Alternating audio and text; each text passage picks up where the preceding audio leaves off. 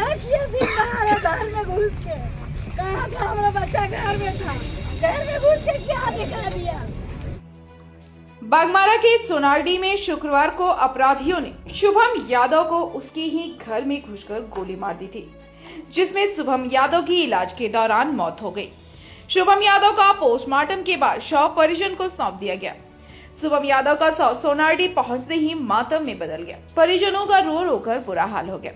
वहीं शुभम यादव के समर्थकों की आंखें नम थी। मौके पर धनबाद नगर निगम के महापौर संजीव सिंह घटनास्थल पर पहुंचे और पत्रकारों से बातचीत में बताया कि शुभम यादव कोई अपराधी नहीं था। शुभम यादव समाज के मुख्य धारा से जुड़कर समाज हित में जनता श्रमिक संघ से जुड़कर कार्य कर रहे थे। संजीव सिंह ने प्रशासन से मांग की है कि शुभम यादव ने पूर्व में प्रशासन को कई पत्र लिखे थे। इस बिंदु को संज्ञान में लेकर जांच हो और जो भी दोषी हैं उस पर कड़ी कार्रवाई की जाए। संजीव सिंह ने कहा कि बागमारा आतंक का पर्याय हो गया है। शुभम यादव और जैसे व्यक्ति की हत्या गंभीर मामला है और इसकी उच्च स्तरीय जांच होनी चाहिए। शुभम यादव का अंतिम संस्कार कतरास के लिलौरी मुक्तिधाम में किया गया, जिसमें सैकड़ों की संख्या में लोग शामिल हुए। एक बहुत दुखद घटना है। शुभम यादव जी हमारे परिवार से इनका पुराना जुड़ाव रहा है और पिछले तीन सालों से इनका एक संबंध हमारे परिवार से रहा है और मेरे आने के बाद भी इनसे लगातार बातचीत होती थी और सामाजिक कार्यों में ये रहते थे।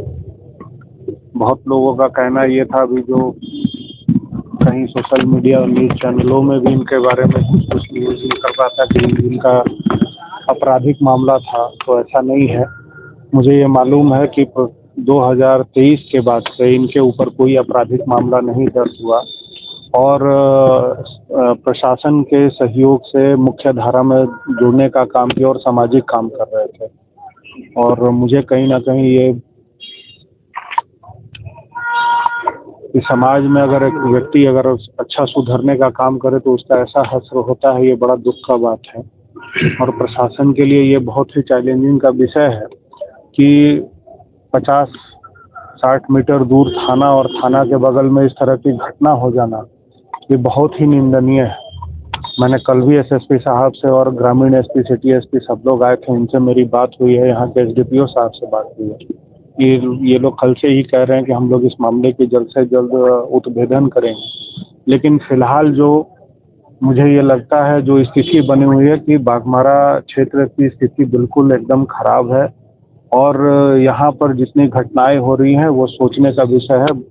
बागमारा के क्षेत्र में चाहे जिसके भी मन से रूप से जो भी यहाँ पर है, एक माहौल, अजीब सा माहौल बना है कि यहाँ पर लोग सुरक्षित नहीं है। मेरा प्रशासन से आपके माध्यम से और ऐसे भी मेरा उनसे आग्रह है कि बागमारा के कानून व्यवस्था को मजबूत करें और यहाँ पर जो जिनके वजह से बागमारा में आतंक राज बना हुआ है उसको ठीक करें और ऐसे जो घटना हुई है सभी बिंदुओं पर जांच करें और हर उस चीज़ों पर, क्योंकि ये इन्होंने कई एक माध्यम से इन्होंने जो है राज्य के डीजीपी को और कई विभाग के अधिकारियों को इन्होंने पत्र लिखा था और कई सारी बातें सामने आई हैं।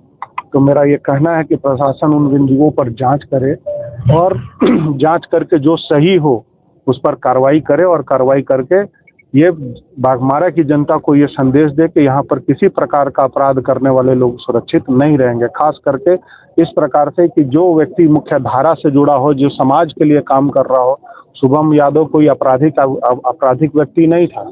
शुभम यादव एक अपने आप को नए मुख्य धारा से जोड़कर समाज के लिए काम कर रहे हैं।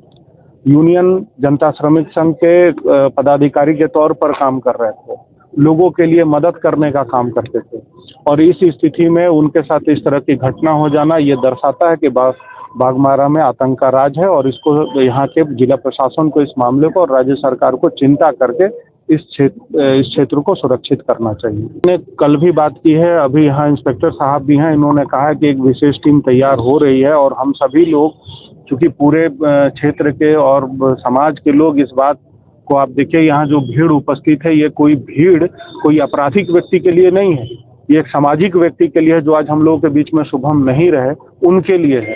तो ये प्रशासन को और सभी लोगों को ये समझना चाहिए कि इस मामले का जल्द से जल्द उद्भेदन होना चाहिए। चाहे जिस प्रकार की टीम की आवश्यकता पड़े, जिनसे बात करनी पड़े, उनसे हम लोग बात करेंगे। लेकिन प्रशासन से मेरा आग्रह है कि इस मामले में जल्द से जल्द जो है खुलासा करें कि इसमें किनका हाथ है। डीजीपी में यहाँ के कुछ आपराधिक मामलों के बारे में, कुछ अपराधियों के बारे में और किसी के सांठ-गांठ के बारे में लिखा गया था। मैंने उस मामले में अभी जस्ट मेरे इंस्पेक्टर साहब से बात हुई है कि जिन विषयों पर उनके द्वारा ये आवेदन दिया गया था, उन विषयों पर गंभीरता पूर्वक जांच करें। अगर कोई दोषी है तो उस दोषियों पर कार्रवाई होनी चाहिए। इस मामले से वो पत्र जुड़ा है। अब ये तो जांच का विषय है। मैं जरूर इस पे कहूंगा कि ये ऊपर तक इस मामले की जांच हो कि अगर जो उनके तरफ से पत्र दिया गया है और जिन व्यक्ति का नाम है उस पर संदेह के विषय पर देखते हुए प्रशासन को जांच करनी चाहिए और दोषी हैं तो उस पर कार्रवाई करनी चाहिए।